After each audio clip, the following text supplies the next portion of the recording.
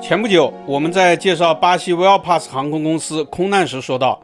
目前全球的涡桨支线客机市场 ATR 飞机一家独大，其余的诸如 Dash 8等要么停产，要么仅于个别在飞。有朋友认为涡桨支线客机本就小众，现在主流的还是喷气支线客机。那喷气支线客机如何呢？今天咱们来简单聊一聊。最近正好也传出了几则喷气支线客机订单的飞有消息，分别是波罗的海航空订购了10架空客 A220-300， 维珍澳大利亚航空订购了8架ER界190-12，以及拉美航空或将订购30架ER界，只是具体型号还没有确定。波罗的海航空是欧洲小国拉脱维亚的国家航空公司，这家公司剑走偏锋，靠单一的机型获得了成功，咱们之前也多次介绍过。现在它是全球最大的空客 A220-300 运营商，连空客公司都得对它点头哈腰。空客 A220-300 是大型支线客机，也可以说是准干线客机，载客量达到了150人。本次采购是波罗的海航空第4次购买这种飞机，全部到位后，它的机队规模将达到90架。空客 A220-300 机身细，节油效果好，形成规模之后，经济效益将非常可观。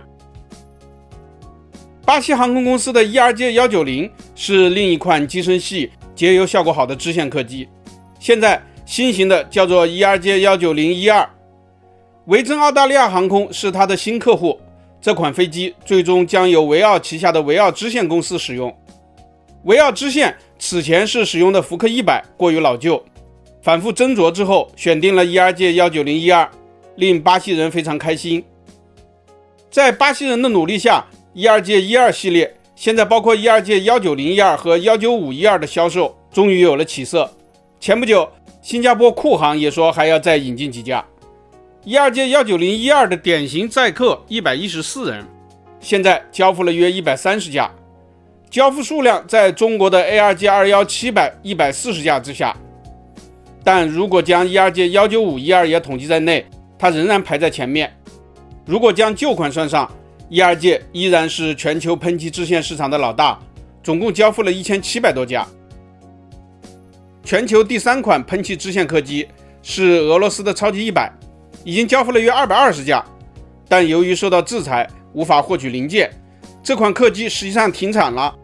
所以它与已经交付了约350架的空客 A220和已经交付了约230架的ER界12的距离会越来越大，最后肯定会垫底。它的口碑太差，没有外国航空公司愿意购买。唯一较大的一笔外销搞死了墨西哥的 Interjet 公司，就算是复产也难有国际订单。目前4款主流喷气支线客机中，空客 A220 和 ER界都有实际的国际订单，且以外销为主。A220 系列现在有约900架订单， ER界系列新旧拢共有约500架订单。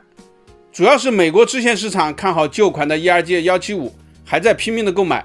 未来需要上千架，因为 ER界175成员75人，正好满足工会的需要。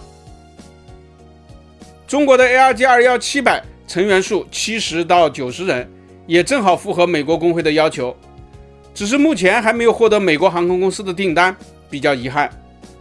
AR 界21700的生产已经在提速，仅仅2024年就已经交付了19架，不过主要还是交付给国营大型航司、民营航司和国外航空公司采购的还太少了。